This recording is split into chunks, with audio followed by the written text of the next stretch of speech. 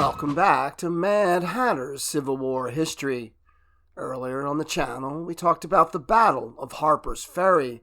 In this episode, we explore the, depending on how you look at it, either the luck or the skill of Union cavalry leaders that were able to escape capture at Harpers Ferry, while the Confederate forces under Major General Thomas J. Stonewall Jackson successfully captured the Union garrison. A remarkable escape by the Union cavalry stands out as one of the war's most daring and successful missions of stealth and deception. As the Confederate forces surrounded Harper's Ferry, the Union garrison, commanded by Colonel Dixon S. found itself in a precarious position. The garrison was outnumbered and under constant bombardment from Confederate artillery. Recognizing the dire situation, Colonel Myers and his officers devised a plan to save at least a portion of their forces.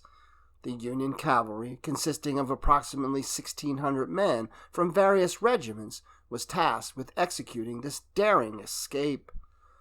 On the night of September 14, 1862, under the cover of darkness, the Union cavalry began their escape. The plan involved a stealthy and coordinated movement to avoid detection by the Confederate forces.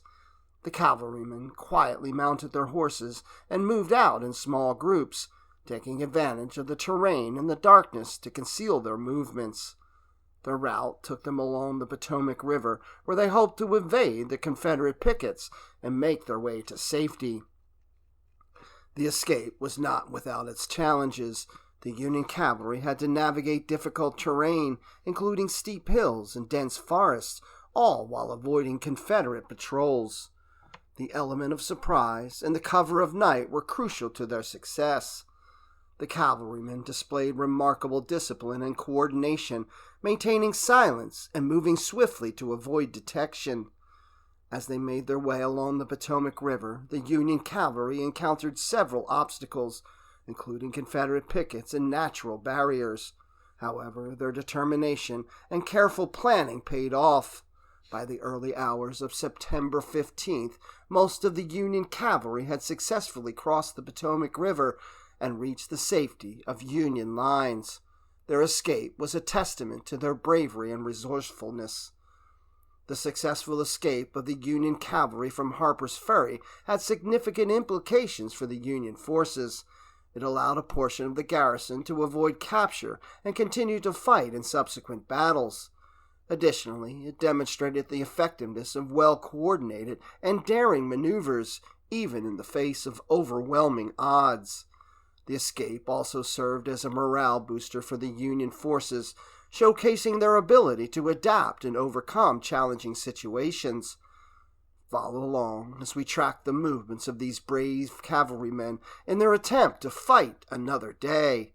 Don't forget to like, follow, and click the bell so you don't miss any of our riveting Civil War history videos.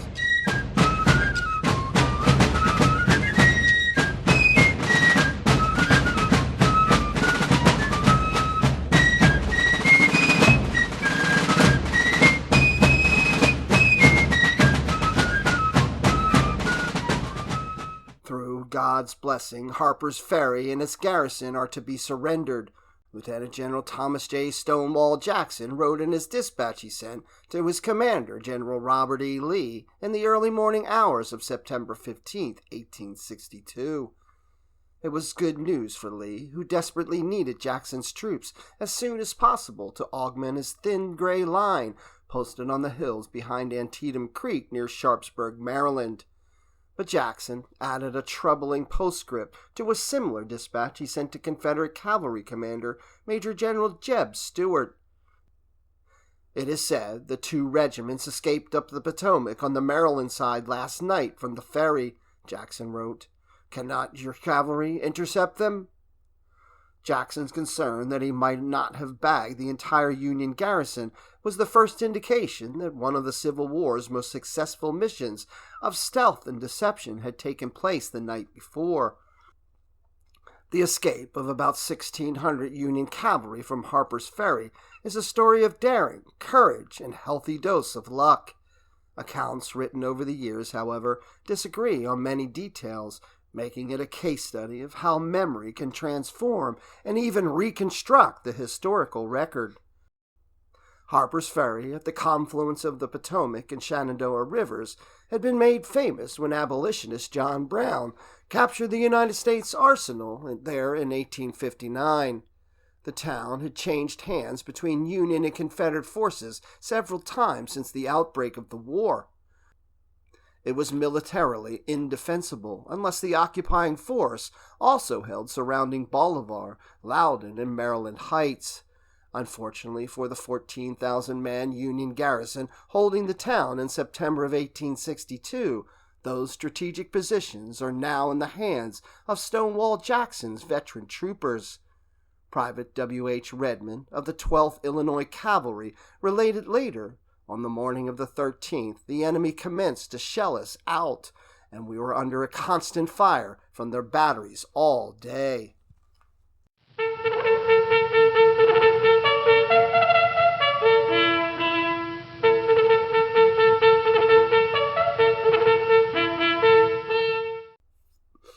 The garrison at Harper's Ferry was commanded by Colonel Dixon S. Miles, a 40-year regular Army veteran of dubious military ability and a well-documented fondness for the bottle. Brigadier General Julius White arrived on September 12th with a contingent of 2,500 troops evacuated from Martinsburg, Virginia, and although he outranked Miles, White declined to take command of the garrison. The cavalry assigned to Harper's Ferry was an amalgam of 6 commands: the 1st Maryland Potomac Home Brigade Cavalry, the Loudoun, Virginia Rangers, the 7th Squadron Rhode Island Cavalry, 2 companies of the 1st Maryland Cavalry, the 12th Illinois Cavalry from Chicago area, and the 8th New York Cavalry. All of these units had seen some action, but the skill and experience of the officers varied significantly. The senior cavalry officer, 42-year-old Colonel Arno Valse of the 12th Illinois, was a newspaper editor and an attorney who got his commission because of political connections with Illinois Governor Richard Yates. But of all the horsemen then besieged in Harper's Ferry, the commander of the 8th New York has come down through history as the officer credited with organizing and leading the successful escape operation. Colonel Benjamin Franklin Grimes Davis was regular Army and reeked of saddle soap and rawhide. Born in Alabama and raised in Mississippi, Davis graduated West Point as captain of the cadets in the class of 1854. An outspoken Unionist, he fought in the Peninsula Campaign and on July 14, 1862, took command of the 8th New York. The regiment was sent to Harper's Ferry with orders to guard the railway line to Winchester and break up marauding units of the Confederate cavalry. Who first came up with the idea for a cavalry breakout cannot be ascertained with certainty, but there is evidence that Colonel Grimes Davis and Lieutenant Colonel Sharpsburg Davis of the 12th Illinois discussed the possibility of escape on the afternoon of the 14th. They realized that if they were captured, the Confederates would acquire 1,600 desperately needed cavalry mounts. In addition, the lightly armed troopers, many of whom lacked carbines, would be of little help defending the garrison. Both Davises went to General White, who set up a meeting with Colonel Miles. At first, Miles opposed the idea as risky and impractical. He was under orders from General Henry W. Halleck, Union Chief of Staff, to hold until relieved by troops believed coming from Major General George B. McClellan's Army of the Potomac. Miles eventually relented, provided a suitable escape plan could be worked out. Around 7 p.m., the officers finally agreed on a route. It was a risky proposition that would take the column across the Potomac on an improvised pontoon bridge to the base of Maryland Heights, right under the rebel guns. The troopers would then turn left and climb a narrow road between the berm of the C&O Canal and the Heights and move north toward Sharpsburg, Maryland, and an anticipated rendezvous with the Union forces. Ironically, this was the same road, traveled in reverse, used by John Brown in 1859. Colonel Miles insisted that the cavalry's execution plans go forward with the utmost speed and secrecy. He did not want to arouse the suspicions of the enemy or his own troops.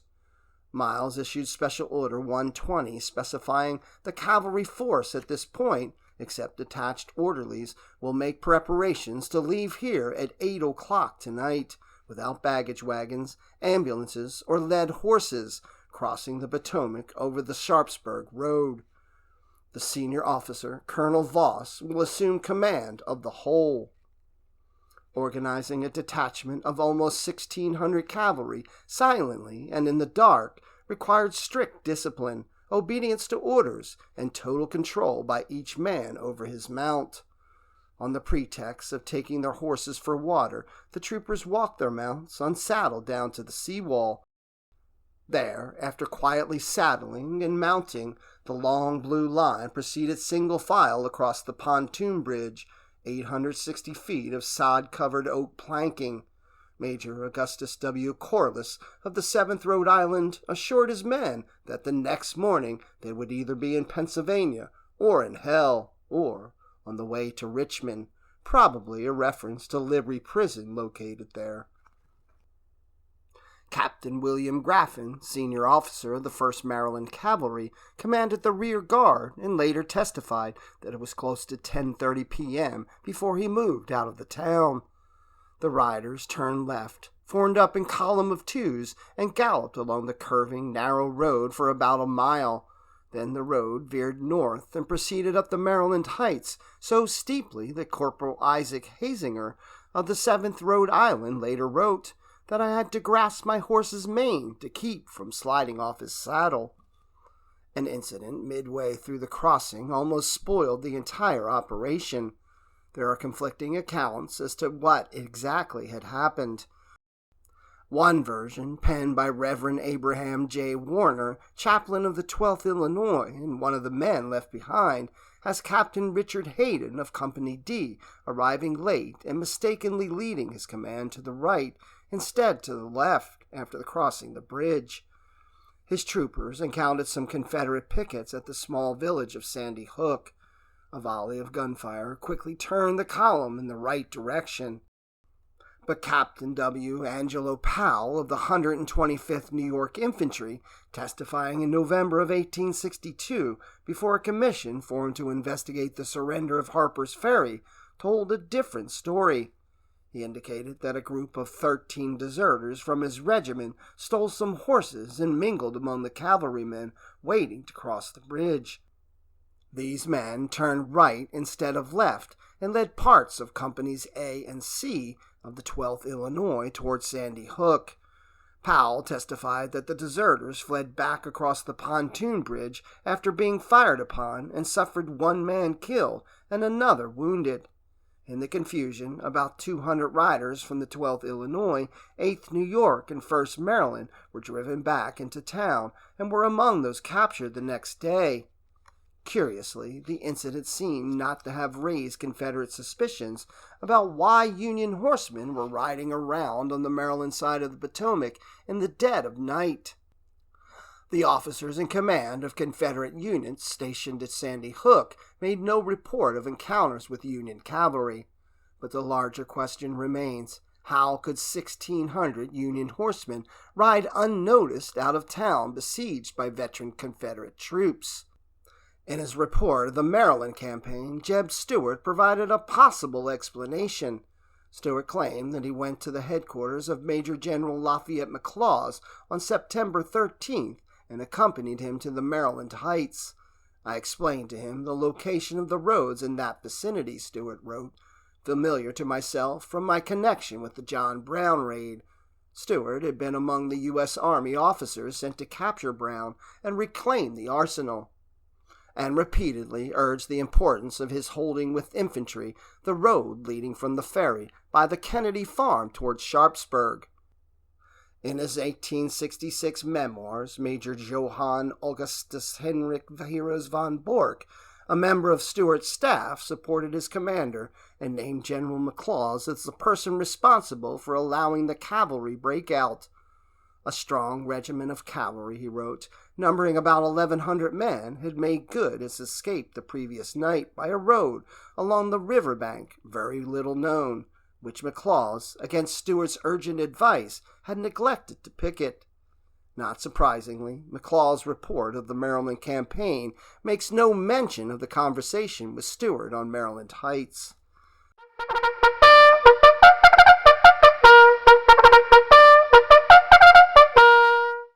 Most of the Union horsemen were away before moonrise at 9:45 p.m. In spite of the rough terrain, they pushed their horses at a gallop through the darkness towards Sharpsburg, about 17 miles away. There, another brush with Confederate pickets again threatened to abort the mission. After the long, hard ride, the horses needed water, and the column needed to close up. The lead elements of the column arrived at Sharpsburg at about 11 p.m., although various accounts record the hour anywhere between 10 p.m. to midnight, depending on the writer's position in the column. According to a speech given by William Luff of the 12th Illinois in 1887, on nearing Sharpsburg, it was thought we were in the vicinity of McClellan's army, and orders were given to reply to any challenge that might be made. Luff remembers cavalry vendettes in the road south of town, probably near Antietam Furnace, but when challenged, the reply, "Friends to the Union," brought a volley of musket fire, fortunately without effect. Captain William Nichols of the 7th Rhode Island remembers Sharpsburg a bit differently. In his 1889 article, he recalled the column halted a while in its quiet streets, and that when they were through the town on the Hagerstown Turnpike, suddenly a sheet of flame burnt before us, followed by the deadening report of many rifles, showing conclusively that the rebels were in large force at that point. Private Briscoe Goodard, in his 1896 History of the Loudoun Rangers, remembers encountering the enemy, which we charged battalion front and scattered them in the darkness, just after leaving Sharpsburg. Luff also includes a charge in his account, but it was down Sharpsburg's main street after a second encounter with rebel pickets, probably dismounted cavalry from Colonel Thomas Munford's brigade. However many Confederate outposts the Union riders encountered when the troops left Sharpsburg, it was not by the Hagerstown Turnpike, as reported by Captain Nichols and many others. Colonel Voss of the 12th Illinois, in his 1883 account of the escape, recalled only a few pickets en route that took the riders close to the Potomac River. Voss remembered a friendly chat which my guides had with some mill hands at work in a large flouring mill, as giving him some new information on the whereabouts of Confederate encampments. This probably occurred in the vicinity of Dovenberger's mill in Mercerville around 1:30 a.m. Voss now opted to leave the roads, and under a starlit sky, the column turned northward again through the rich cornfields and lush meadows of central Maryland. But even at a walk, a ride, now more than 20 miles long, and through the dark, became emotionally draining for the men and physically taxing on the horses. The first pink streaks of dawn were just breaking when the column emerged from a wood near the College of St. James, an Episcopal boys' school on the Williamsburg Road. The headmaster was a staunch Union man, and Voss knew that the horses could be watered and rested there in relative security. Shortly after the troops moved out to the road again, with the 8th New York now in the lead, Grimes Davis heard the unmistakable rumble of wagon wheels approaching from the east. He decided that a target of opportunity might be coming down the road toward him, and decided to set a trap.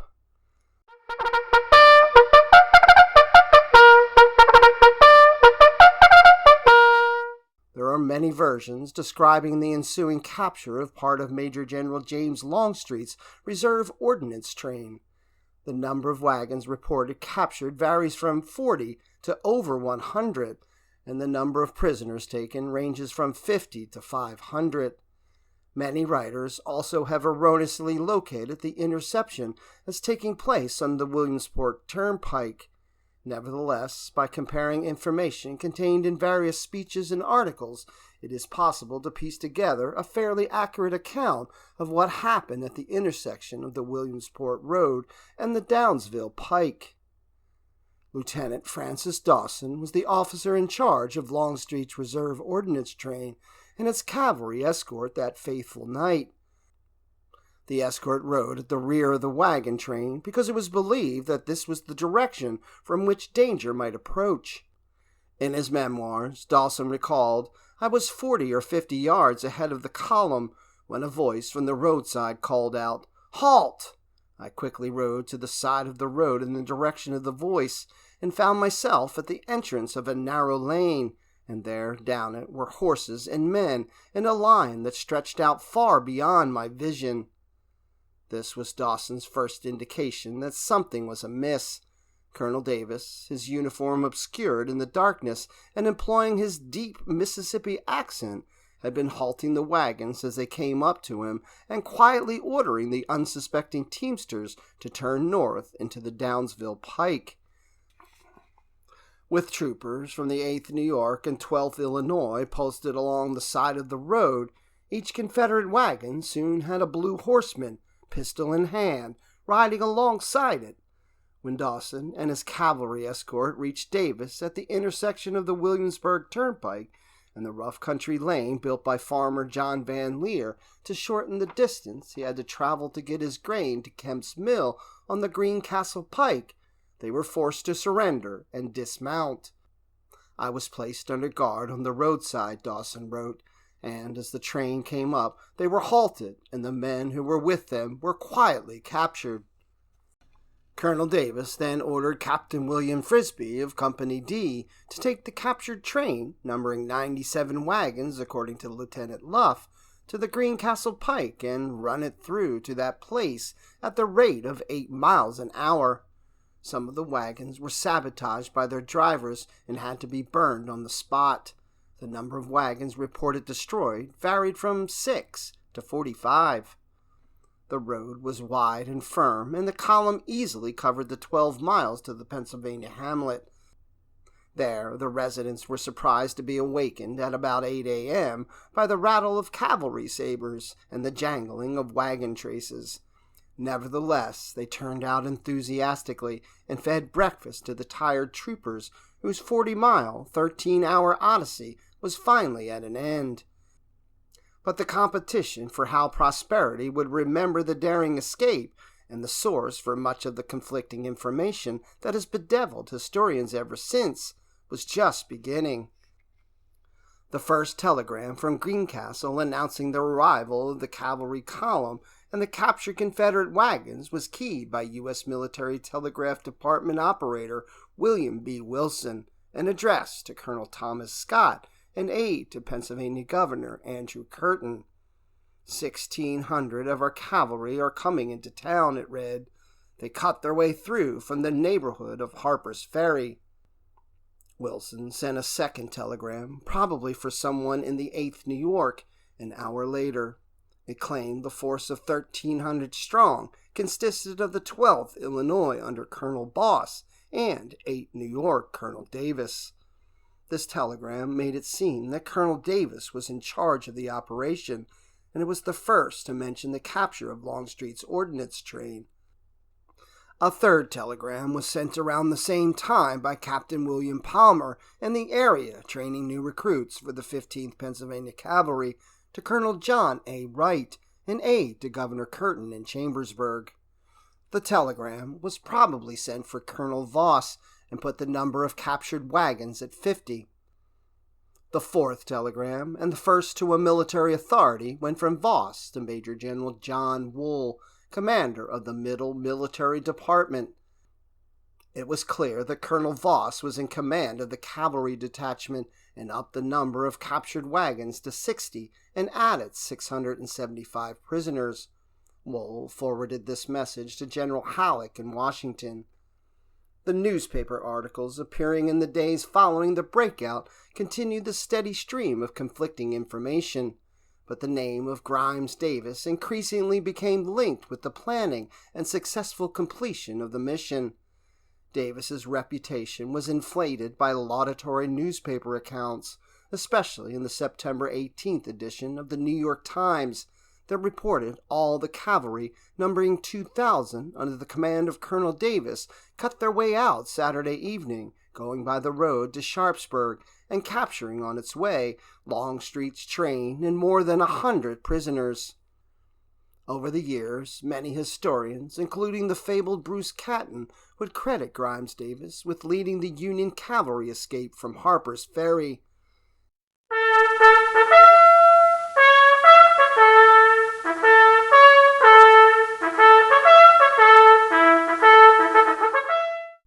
Davis did not live to enjoy his newly acquired reputation for very long. He died a cavalryman's death in Virginia on July 9, 1863, opposing a Confederate countercharge near St. James Church during the Battle of Brandy Station. He was buried in the cemetery at West Point.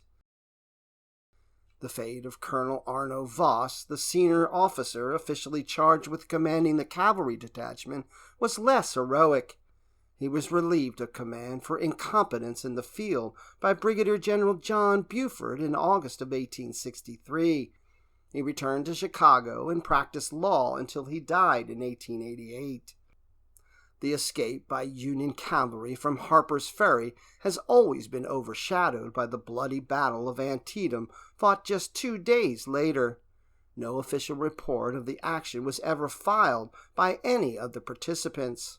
It remains a curiosity of Civil War historians and enthusiasts alike as an example of how a historical event can morph into a public memory that is frequently at variance with the facts.